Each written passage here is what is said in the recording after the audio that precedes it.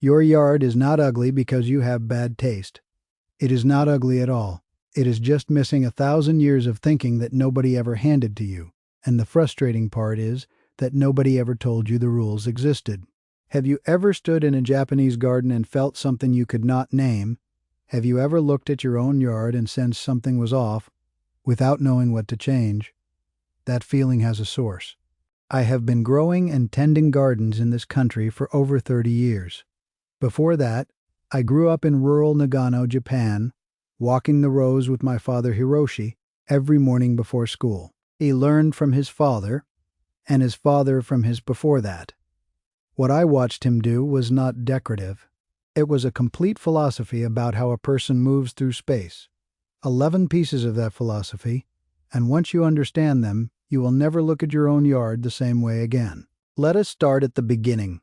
The first rule Americans break is the most important, because every mistake after it flows from this one. Japanese gardens are designed to be experienced from inside.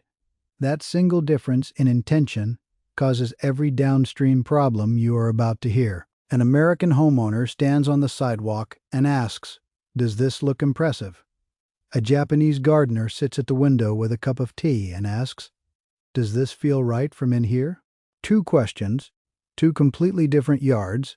The design philosophy does not come from the street, it comes from the window. Now, symmetry, and there is a real irony here.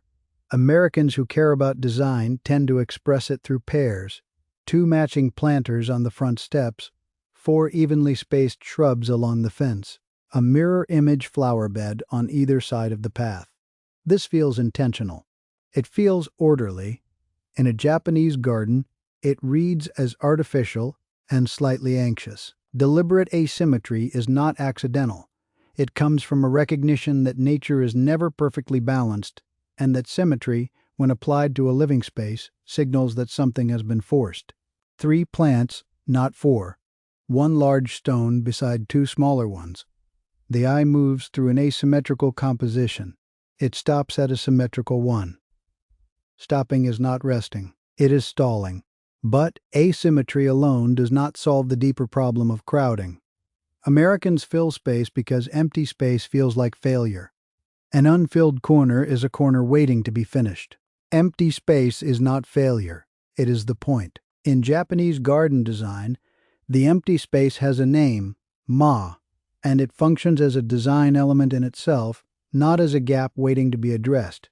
Ma is the breathing room that makes each plant feel significant. A single moss-covered stone placed in open raked gravel does not look sparse. It looks deliberate. Remove the gravel, add 12 more stones, and nothing means anything anymore. The emptiness is what gives each element its weight. If this is the kind of thing you wish someone had told you years ago, that is what this channel is. One method, once a week, tested for 30 years before I ever say it out loud. Nothing sold to you. Subscribe if you want the next one. This leads directly to what fills that space, and the answer will probably surprise you. Americans chase color. Bright annuals, flowering perennials, something blooming in every corner from April through October. Japanese gardens are built primarily from texture, form, and foliage. Moss, pine, gravel, bamboo, weathered stone. Color appears but sparingly. A single flowering cherry tree in spring, a maple turning red in October, and because it is rare, it carries emotional weight. When everything is colorful, nothing is. You stop seeing any of it. Now pruning, and this is where I want to be direct. The pruned ball shrubs and flat-topped hedges in American yards are not a style. They are the absence of one. Japanese pruning does not simplify a plant into a geometric shape. It sculpts the plant to look more natural while being completely intentional. A well-pruned pine can look as though it has grown at the edge of a cliff for 60 years, shaped by wind and weather. It has not. Every branch was placed. Every line was considered. Americans do the exact opposite. They take a plant with natural character and reduce it to a ball. Walk away. What is the single biggest mistake you recognize in your own yard from this list? Leave it in the comments below. I read every single one. But even correctly pruned plants cannot save a yard with the wrong ground treatment. Americans use brown bark mulch as a default ground cover, bags of it, dumped in rings around every tree and shrub. It suppresses weeds and retains moisture. Honestly, just skip it. Japanese gardens use raked gravel, moss, or decomposed granite laid with intention, sometimes in patterns that suggest water or wind. The ground is part of the composition. It participates. Brown mulch does not participate. It just sits there, looking like the yard is not finished. Decomposed granite or gravel, to replace a mulch ring around one tree, costs roughly $20 to $30 and takes under an hour to lay. Now, lighting, and this mistake happens every evening. American garden lighting tends toward brightness. Floodlights that bleach the grass white. String lights hung horizontally in a grid. The goal seems to be visibility. Traditional Japanese garden lighting uses low stone lanterns that cast soft, downward light. The lantern illuminates the path at your feet and the surface of nearby water. It does not illuminate the sky above it. Harsh lighting erases shadow, and shadow is what gives a garden its depth at night. Without shadow, the space is flat. Bright, but flat. Lighting leads directly to water. American water features are usually loud. A fountain jets upward or cascades dramatically into a pool. The sound is aggressive, meant to be heard across the yard. In Japanese garden design, water is positioned to be heard before it is seen. The sound of trickling water, a narrow stream crossing a path, a small pour from bamboo into a stone basin, is a deliberate sensory layer. You hear it from inside the house before you walk out. You hear it around a bend before the source comes into view. That sequence, sound before sight, is not accidental. It begins the experience before you have even arrived. And this brings me to the rule that ties everything else together. The one Americans almost never consider. Japanese gardens are designed as a journey, not a view. A journey. Every step along the path reveals a new framed composition, a new angle on the moss, a new glimpse through the hedge, a new approach to the water. You are never meant to see everything at once. In an American yard, you see everything at once from the end of the driveway. There is nowhere to go that changes what you are looking at. Japanese garden paths use stepping stones with deliberate, irregular spacing. The stones are slightly effortful to walk across. You have to watch your feet. That slight attention slows you down. When you slow down, you are present. When you are present, you actually experience the space instead of scanning it. Americans pave everything smooth for convenience, which psychologically rushes visitors through a yard and out the other side.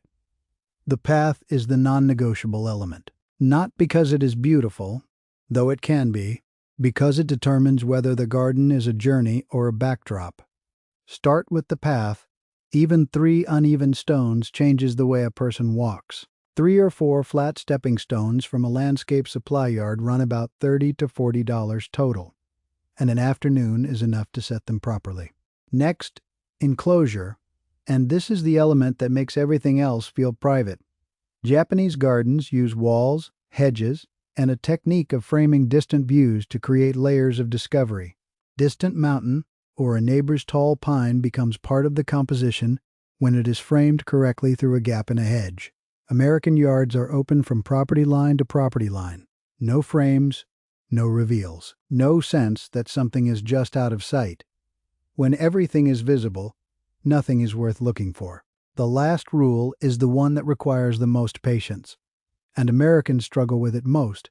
American yards are designed for done. You plant it, you mulch it, you are finished. Japanese garden philosophy is rooted in Wabi-Sabi, the beauty of impermanence and natural aging. A mossy stone is not a stone that needs cleaning. It is a stone that has been here long enough to have history. Weathered wood is not wood that needs replacing.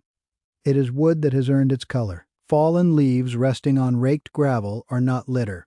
They are the season participating in the composition. Americans fight their gardens' natural aging. Japanese gardeners design with time, not against it. One honest note before I close. This is not a weekend project. And it is not for every yard.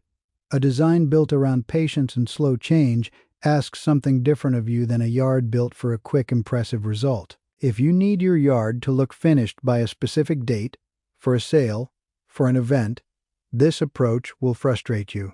It rewards people who are willing to let a space develop over a few seasons, not a few days. You do not need to tear your yard out. You need a different question.